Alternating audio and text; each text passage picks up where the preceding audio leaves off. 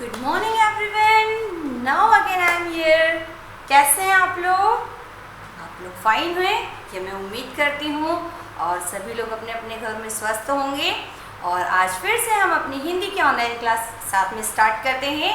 तो मेरे प्यारे बच्चों, जैसा कि हमने अपना पिछला वाला लेक्चर अपने पार्ट 5 जो कि हमने हिंदी व्याकरण का पढ़ रहे थे, लिंग, वचन और कारक, वहाँ से शुरू करने वाले हैं। तो हमने आपको इस पार्ट में समझाया था कि लिंग किसे कहते हैं, वचन किसे कहते हैं, कारक क्या होता है, उसके कितने भेद होते हैं। तो आज हम लोग अपना जो पुस्तक का अभ्यास प्रश्न लेखन का कार्य है वो आरंभ करेंगे। तो इसके लिए सबसे पहले सभी बच्चे क्या करेंगे, अपनी पेंसिल की व्याकरण बुक ओपन करेंगे और उसमें पेज नंबर 154 और 155 ओपन करेंगे।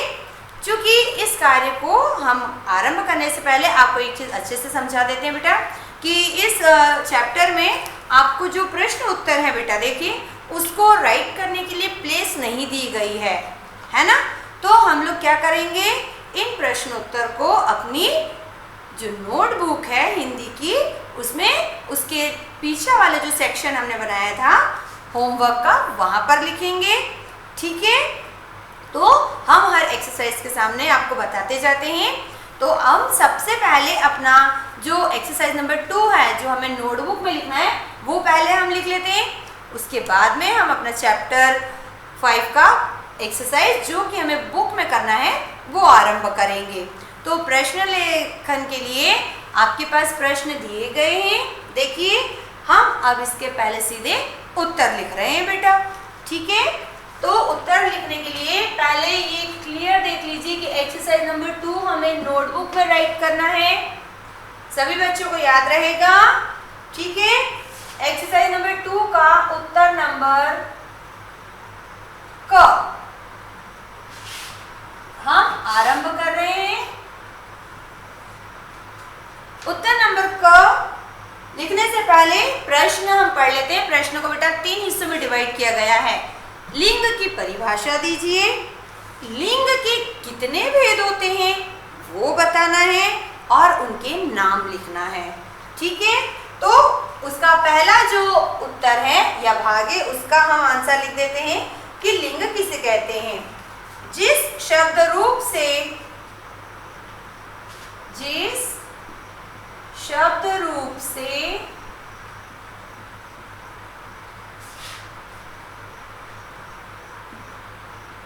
उसके पुरुष अथवा स्त्री जाति होने का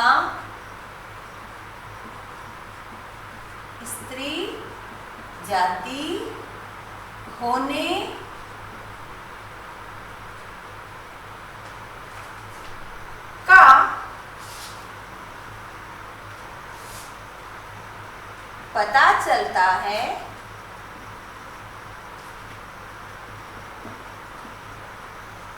उसे लिंग कहते हैं। क्या कहते हैं बेटा, लिंग कहते हैं। प्रश्न का सेकंड पार्ट, लिंग के कितने भेद होते हैं। तो हम उत्तर को कंटिन्यू रखते हैं। लिंग के 2 भेद होते हैं।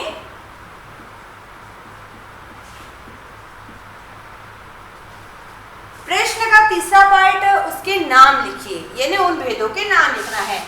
तो पहला भेद पुल्लिंग और दूसरा भेद है उसका स्त्रीलिंग। पूर्ण विराम लगा दीजिए। तो इस तरह 3 हिस्सों में बटा हुआ हमारा पहला प्रश्न यहाँ पर खत्म होता है बेटा। इसका उत्तर नंबर ख भी 2 हिस्सों में बटा हुआ है। कैसे देखें हम लोग, निम्नलिखित प्रश्नों में देखिए, ख है वचन किसे कहते हैं और इसके विभिन्न प्रकारों को स्पष्ट कीजिए। पहला वचन की डेफिनेशन हम लिख देते हैं कि वचन किसे कहते हैं, है ना। जिस शब्द रूप से जिस शब्द रूप से संज्ञा के, है ना, एक या अनेक, एक से अधिक को भी हम अनेक कहते हैं, एक या एक से अधिक होने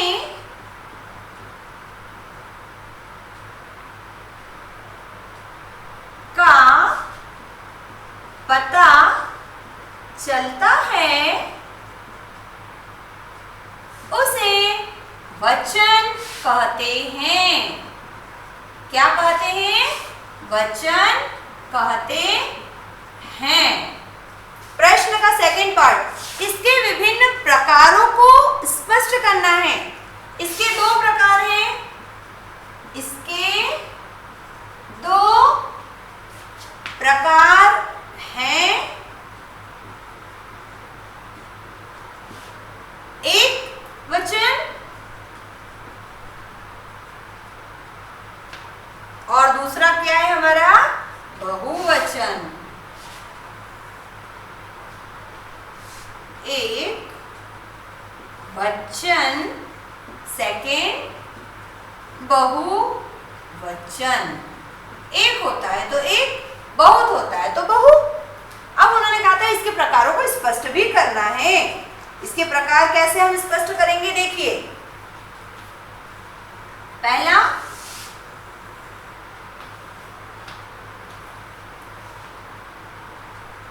जिस शब्द रूप से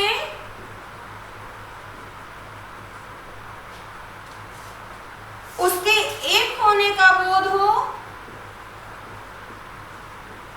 एक होने का बोध हो,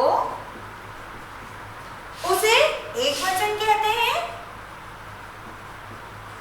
एक वचन कहते हैं। पूर्ण विराम। सेकंड, जिस शब्द रूप से,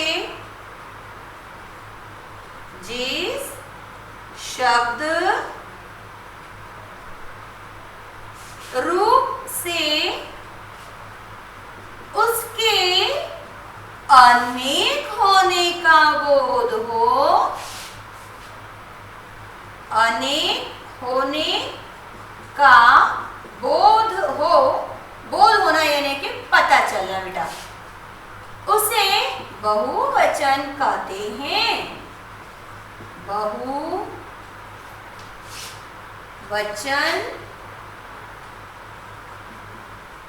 कहते हैं। पूर्ण विराम।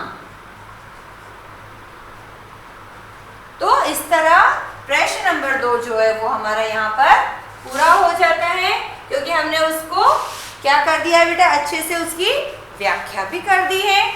अब हम अपना प्रश्न नंबर ग कौन सा दिया है, कारक की परिभाषा, वो हम इस तरफ लिख रहे हैं।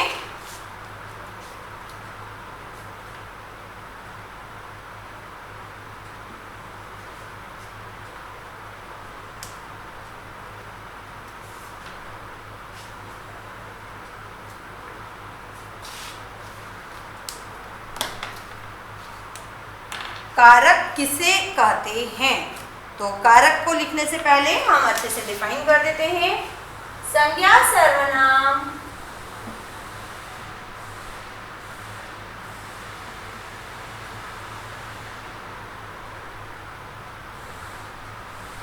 संज्ञा सर्वनाम के जिस रूप से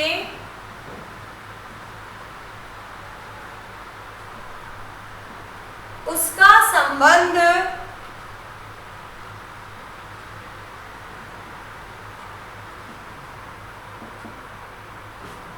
क्रिया तथा वाक्य के क्रिया तथा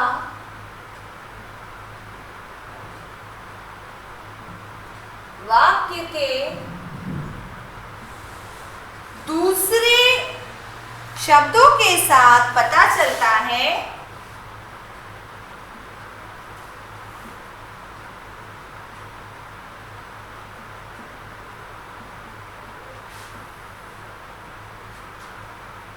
पता चलता है उसे क्या कहते हैं? कारक कहते हैं। उसे कारक कहते हैं। पूर्ण विराम लगा दीजिए बेटा।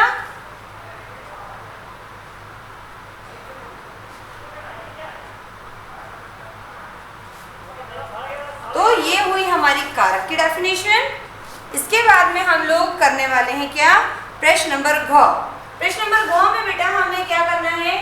कारक के नाम लिखना है और उनके चिन्ह की आपको एक सूची या लिस्ट बनानी है, तालिका। तो उसके लिए बाकायदा हम इस तरह से यहाँ पर कारक और उसके दूसरी तरफ चिन्ह, है ना,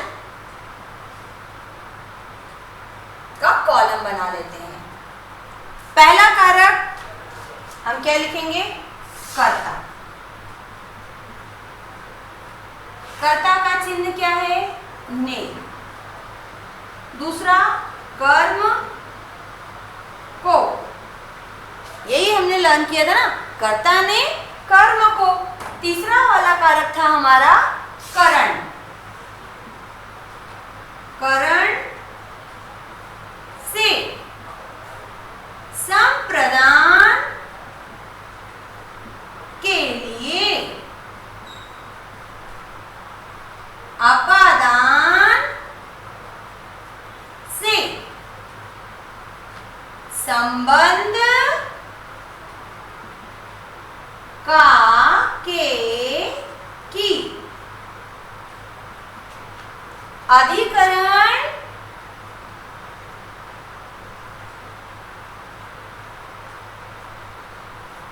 में पद। और अंतिम वाला कारक हमने कौन सा पढ़ा था? याद कीजिए, संबोधन है। संबोधन है या अरे। याद आया? अरे तुम गिर गए, अरे आप कहाँ थे, हे राम। हमने कुछ ऐसे वाक्य आरंभ किए थे और उनको यूज करके देखा था बेटा। ठीक है, अब हमारा अगला वाला जो प्रश्न है अंक नंबर का, उसको उन्होंने 4 पार्ट में डिवाइड किया है, तो वो हम यहाँ पर लिख रहे हैं।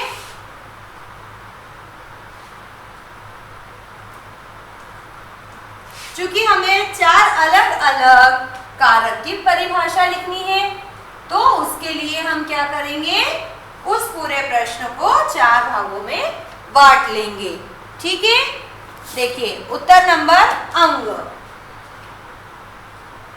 का पहला भाग है हमारा कि कर्ता कारक की डेफिनेशन। ये रहा अ, कर्ता कारक।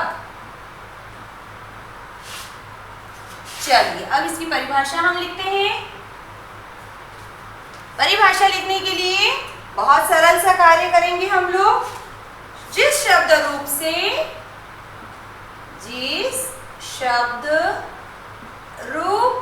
से कार्य करने वाले का बोध होता है वाक्य में, वाले का बोध होता है, उसे कर्ता कारक कहते हैं। उसे कर्ता कारक कहते हैं। एक छोटे से उदाहरण के द्वारा हम इसे समझा देंगे। उदाहरण मान लीजिए हमने क्या दिया, राम ने पत्र लिखा।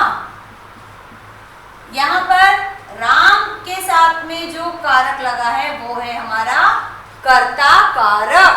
चूंकि वो क्या कर रहा है, काम करने वाले के बारे में बता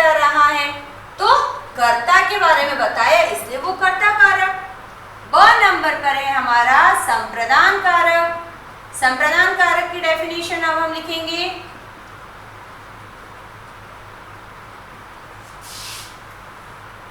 वाक्य में, देखिए बेटा, वाक्य में जिसके लिए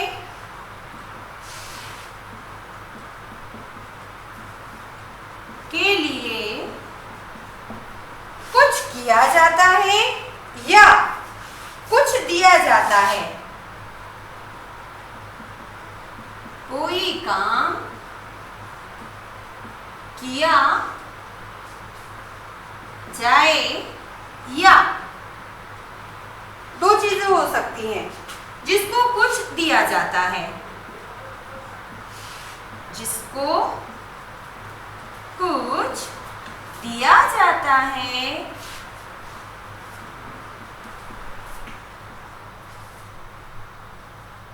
वह संप्रदान कारक होता है। वह संप्रदान कारक होता है। उदाहरण के द्वारा इसे हम समझा सकते हैं। बहुत छोटा सा उदाहरण हम देंगे कि माँ पुत्र के लिए भोजन बनाती है, भोजन बनाती है। यहां पर माँ क्या कर रही है बेटा? पुत्र के लिए काम कर रही है। तो ये शब्द हमारा क्या हो गया है? संप्रदान कारक। हम जब किसी के लिए कुछ करते हैं या किसी को कुछ देते हैं तो वहां पर हमारा हो जाता है संप्रदान कारक। अब इसके बाद में इसी प्रश्न का तीसरा हिस्सा जो है उसमें उन्होंने हमें क्या कहा है? अपादान कारक के बारे में। तो यहाँ पर हम अपादान कारक की परिभाषा लिख रहे हैं बेटा, और हम पुनः दोहरा रहे हैं। ये कार्य आप लोग जो है अपनी नोटबुक में लिखेंगे। क्यों? क्योंकि हमारी पुस्तक में इस कार्य के लिए जगह नहीं दी गई है। चलिए, स नंबर अपादान कारक।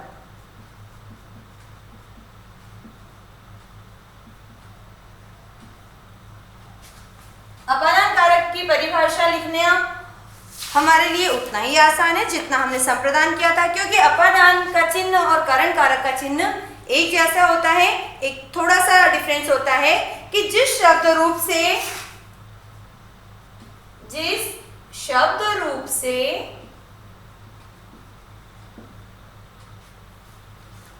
अलग होने का भाव प्रकट होता है, अलग होने का भाव प्रकट होता है, उसे अपादान कारक कहते हैं। कैसे? अभी हम उदाहरण के द्वारा बताते हैं। अपादान कारक कहते हैं। चलिए, छोटा सा उदाहरण। गंगा हिमालय से निकलती है। वाक्य में जब हमने से लगाया तब हमको पता चला कि गंगा नदी जो है वो हिमालय से अलग हो रही है।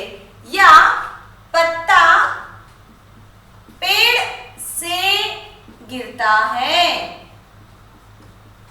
जब हमने से लगाया बेटा तब हमें पता चला कि पत्ता जो है वो पेड़ से अलग हो रहा है। तो जिस शब्द रूप के द्वारा हमें वाक्य में अलग होने का भाव प्रकट होता है या पता चलता है वो होता है आपका अपादान कारक। अंतिम वाला हमें कारक दिया गया है संबोधन। संबोधन के लिए देखिए बेटा, संबोधन कारक।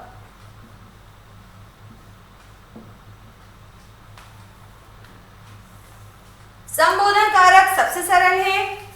जब संज्ञा या सर्वनाम को संबंधित या ध्यान आकर्षित करने के लिए वहां पर कोई कारक लगाया जाता है तो उसे कहते हैं हम संबोधन कारक।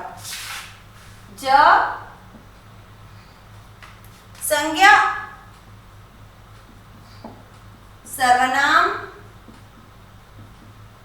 को संबोधित करने यानी कि वहां पर हम नाम नहीं ले रहे हैं, लेकिन जब हम संबोधन कारक लगा देते हैं तो वहां पर फिर हमें नाम की आवश्यकता ही नहीं पड़ती है, या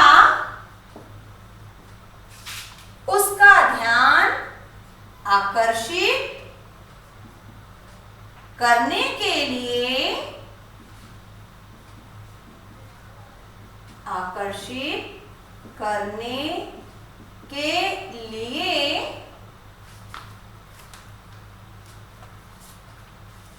शब्द रूप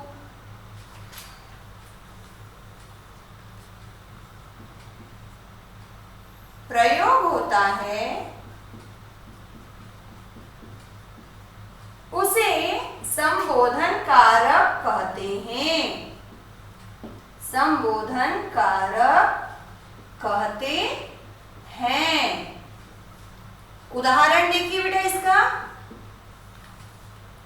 अरे तुम गिर गए, या हे भगवान बड़ी गर्मी है। यानी हम भगवान का नाम नहीं ले रहे हैं, लेकिन उनको बुला रहे हैं, है ना। तो यहाँ पर क्या हो गया, हमारा संबोधन कारक हो गया। जल्दी से आप लोग इसको उतार लीजिए।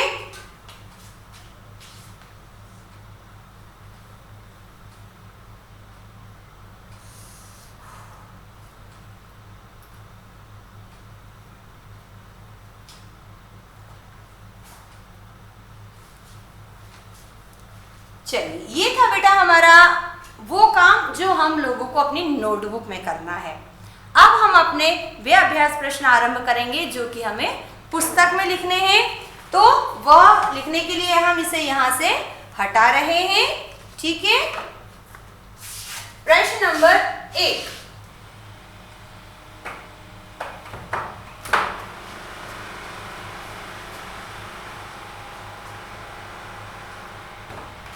प्रश्न नंबर 1 जो है बेटा वो हमारे सही विकल्प है। सही विकल्प।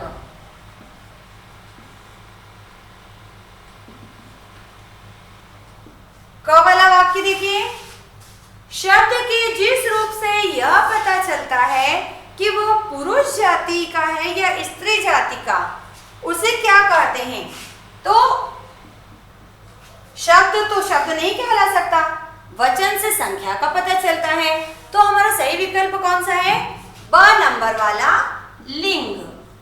तो लिंग को बेटा इस तरह से सही का निशान लगा लीजिए, ठीक है। फिर ख वाला वाक्य, श्रीमान का स्त्रीलिंग, यानी कि हमें उसका लिंग बदलना है। श्रीमान है तो उसका जेंडर चेंज होकर क्या हो जाएगा, श्रीमती। स को टिक कर दीजिए। ग वाला वाक्य देखिए। शब्द के जिस रूप से उसके एक होने का बोध हो, यानी अगर हम किसी शब्द को पढ़ें और हमें ये पता चले बेटा कि वहां पर वो एक है, तो उसे हम क्या कहते हैं, एक वचन, है ना। और ये वाला ऑप्शन हमें कौन से नंबर पर दिया है, अ वाले नंबर पर। तो अ वाले को टिक कर दीजिए। घ वाला देखिए।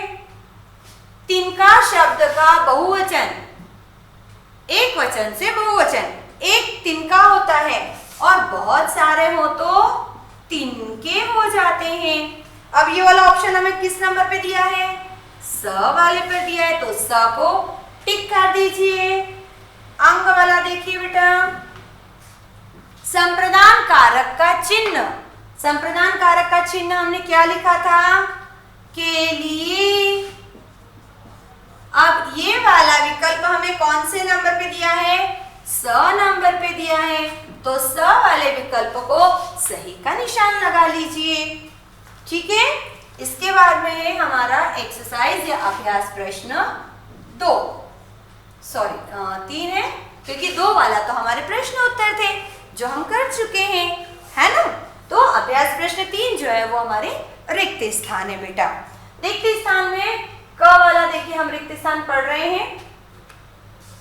बैल का स्त्रीलिंग, बैल पुल्लिंग है, उसका अगर हम लिंग बदलते हैं तो क्या हो जाता है, गाय, बैली नहीं हो जाएगा, वरना बहुत सारे बोलेंगे बैल का बेली, नहीं, गाय होगा ना कि बैली होगा। ख वाला रिक्त स्थान बहुत सरल है। लिंग के कितने भेद होते हैं? 2 भेद होते हैं। हमने अपने रिक्त स्थान में क्या लिख दिया? 2 भेद। वाक्य 3 पढ़ रहे हैं, देखिए रिक्त स्थान में हम शब्द के जिस रूप से उसके एक या अनेक होने का बोध हो उसे क्या कहते हैं? वचन, है ना? क्या कहते हैं? वचन।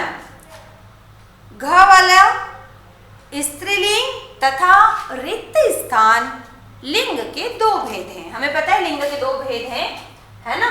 लेकिन उसमें से एक स्त्रीलिंग है और दूसरा क्या हो गया? पुल्लिंग। जो पुरुष जाति का बोध कराए वो पुल्लिंग। अंतिम वाले रिक्त स्थान में बेटा हमें 2 ब्लैंक दिए गए हैं। कारक रिक्त स्थान होते हैं, उनके विशेष रिक्त स्थान होते हैं। कारक 8 होते हैं और उसके विशेष चिन्ह होते हैं। तो ये हो गए हमारे 2 रिक्त स्थान। जल्दी से सभी लोग उतार लीजिए बेटा।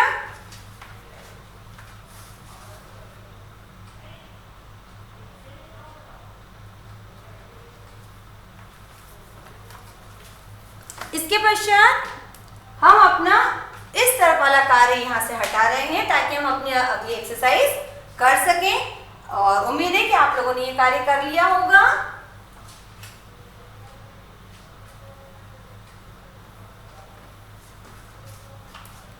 हमें कुछ शब्द दिए हैं बेटा, हमें उनके वचन बदलना है, तो हम जल्दी जल्दी से बदल लेते हैं। ठीक है, exercise number 4। Exercise number 4 start करने से पहले हमने कॉलम बना लिया है एक वचन का और बहुवचन का। ठीक है,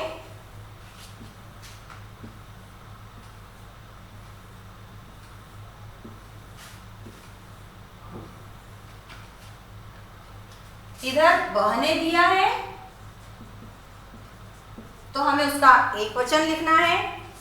इधर नदी दिया है तो हमें उसका बहुवचन लिखना है। फिर लिपि दिया है, उसका भी हमें बहुवचन लिखना है। इधर जातियां दी हैं, है ना? फिर कथाएं बहुवचन में दिया है। कला एक वचन में दिया है। रास्ता भी एक वचन में दिया है। और इधर हमें दिया गया है चिड़िया, है ना? चिड़िया का हमें क्या करना है? एक वचन लिखना है। तो सभी लोग पहले शब्दों को ध्यान से पढ़ लीजिए, फिर हम तुरंत उन्हें चेंज करना शुरू कर देंगे बेटा।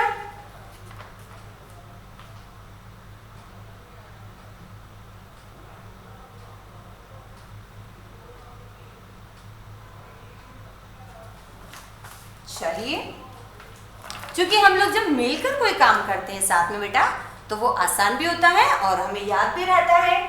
ठीक है, ये हमने अपना कॉलम रेडी कर लिया है। सबसे पहले हम पहले शब्द से शुरू करते हैं। बहुत सारी अगर घर में हो 2-3 तो बहनें होती, लेकिन अगर किसी की एक ही हो तो क्या होती है? बहन होती है। नदी एक है, अगर बहुत सारी हो तो क्या हो जाती है? नदियां हो जाती हैं, है ना? उसी तरह अगर एक है तो लिपि, लेकिन अगर एक से अधिक हो तो लिपियां हो जाती हैं। इस तरह से बहुत सारी जातियां हैं हमारे देश में, उसमें से किसी एक के बारे में लिखना हो तो हम क्या लिखते हैं? जाति। फिर कथाएं, बहुत सारी स्टोरीज होती है तो उसे कथाएं कहते हैं, लेकिन अगर वो एक ही हो तो उसे हम कथा कहते हैं। ठीक है, फिर कला, कला मतलब के आर्ट। अगर एक है तो कला है, लेकिन अगर बहुत सारी हो तो वो क्या हो जाती हैं? कलाएं। एक रास्ता है, लेकिन अगर अलग अलग बहुत सारे हो तो रास्ते हो जाता है। चिड़िया, चिड़िया बहुवचन में लिखा हुआ है बेटा, देखो इसको अगर मैं एक चिड़िया में बदलूंगी तो क्या कर दूंगी मैं, चिड़िया, उसका बहुवचन हटा दूंगी। कैसे हटाऊंगी, सिर्फ चंद्र बिंदु को, चंद्र बिंदु लगाया तो बहुवचन, चंद्र बिंदु नहीं लगाया तो एक चिड़िया, एक वचन हो जाता है। ठीक है, अब इसका जो अंतिम कार्य है बेटा, पुष्प में कारक के भेद लिखना है। एक्सरसाइज नंबर 5 है ना, इस पुष्प में कारक के भेद लिखिए। कारक के भेद लिखना है बेटा, और ये कार्य हम आपको होमवर्क में दे रहे हैं। ये काम आप लोग स्वयं से करेंगे, चूंकि कारक के भेद के नाम आपके पास अपनी पुस्तक में है, तो ये कार्य आप बहुत इजीली, बहुत इंटरेस्टिंग है और अच्छे दिलचस्पी के साथ में आप लोग इसे कर सकते हैं बेटा। तो हम उम्मीद करते हैं कि जब हम अगली बार मिलेंगे तो आपका ये होमवर्क आपकी पुस्तक में पूरा मिलेगा, और हमारा ये कार्य जो है लेखन का आज हम यहाँ पर पूर्ण कर रहे हैं। और सभी बच्चे ध्यानपूर्वक इस काम को अपनी पुस्तक में, और जो काम हमने नोटबुक में बोला है वो उसमें करेंगे। ठीक है, एक बार चेक कर लीजिए फटाफट।